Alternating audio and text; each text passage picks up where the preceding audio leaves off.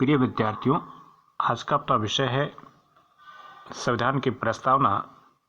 और इस प्रस्तावना में जो मूल ध्वनि है आज की वो यह है कि जो संविधान की उद्देशिका या संविधान की जो प्रस्तावना है वो संविधान का आत्मबोध कराती है। गोलकनाथ बनाम स्टेट ऑफ पंजाब का जो मामला 1967 में आया था, इसमें न्यायमूर्ति जो सुब्बा राव ने संविधान की प्रस्तावना को उसकी आशाओं, आकांक्षाओं और आदर्शों का प्रतीक माना था। ठीक ऐसा ही विचार एंड्री बेरुबारी मामला जो 1960 का है में व्यक्त किए गए थे। उसमें ये कहा गया कि संविधान की प्रस्तावना संविधान निर्माताओं के आशय का पता लगाने की कुंजी है। केशवानंद भारती बनाम स्टेट ऑफ केरल जो 1973 का मामला है, इसमें प्रस्तावना को संविधान का एक अंग माना गया।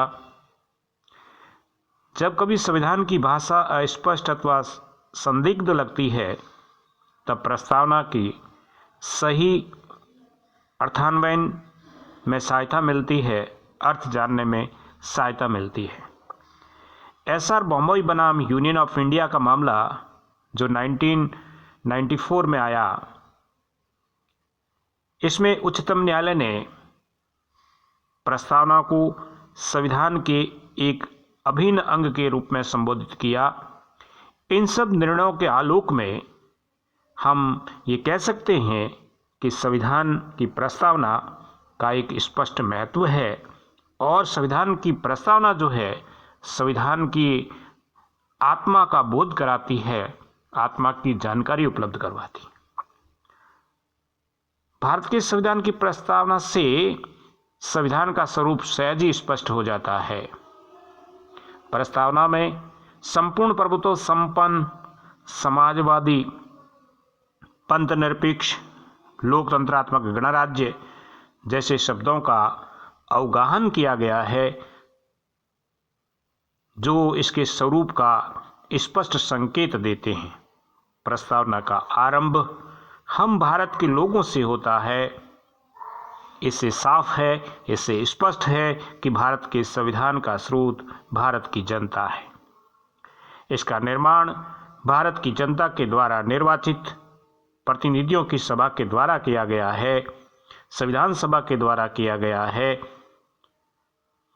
ये संविधान की प्रस्तावना भारतीयों के लिए है।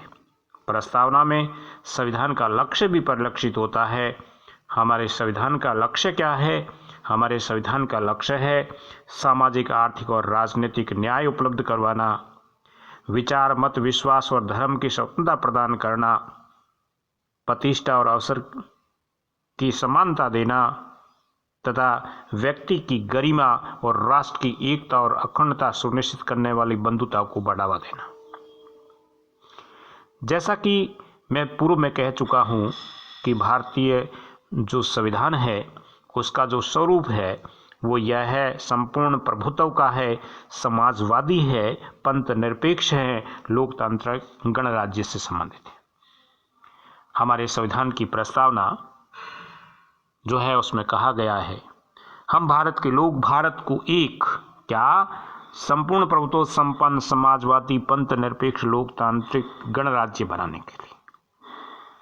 और इसमें प्रभुत्व संपन्न लोकतांत्रिक गणराज्य के स्थान पर प्रतिस्थापित किया गया पंथ निरपेक्ष और समाजवाद संविधान के 42वें संवैधानिक संशोधन के द्वारा। वहीं सामाजिक, आर्थिक और राजनीतिक न्याय, विचार, अभिव्यक्ति, विश्वास, धर्म और उपासना की स्वतंत्रता, प्रतिष्ठा और अवसर की क्षमता प्राप्त करने के लिए तथा उन सब में व्यक्ति की गरिमा, राष्ट्र की एकता और अखंडता। राष्ट्र की एकता शब्द को संविधान के 42वें संवैधानिक संशोधन के द्वारा जोड़ा गया।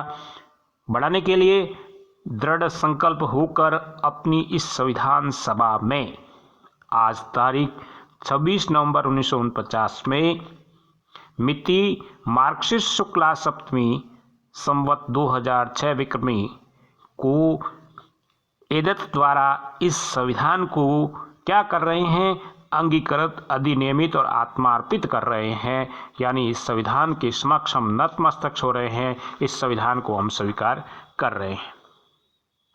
संविधान की प्रस्तावना में जिन शब्दों को अलंकृत किया गया है वे भारत की गौरवशाली अतीत और वर्तमान सभ्यता और संस्कृति के दर्पण हैं। भारत का संपूर्ण सामाजिक, आर्थिक और राजनीतिक एवं सांस्कृतिक दर्शन इन शब्दों में समाहित हुआ प्रतीत होता है। शब्द प्रभुत्व संपन्न इस बात का बोध कराता है कि भारत आंतरिक और बाहरी किसी भी दृष्टि से किसी भी विदेशी सत्ता के अधीन नहीं है। इसकी संप्रभुता भारत की जनता में निहित है। भारत अपनी आंतरिक और बाहरी नीतियों के मामले में पूर्णतः स्वतंत्र है। वह किसी भी देश से संधि कर सकता है और यह संधि विच्छेद कर सकता है। उसका अपना स्वतंत्र अस्तित्व है। उस पर किसी प्रकार का बाहरी दबाव नहीं है और न कोई आंतरिक दबाव है। सच्ची संप्रभुता, प्रभुत्व संपन्नता यहाँ स्पष्ट प्रकट होती है कि हम पर किसी प्रकार का दबाव नहीं है। प्रस्तावना में प्रयुक्त समाजवादी शब्द संविधान के समाजवादी समाज की संरचना को लक्ष्य प्रकट करता है।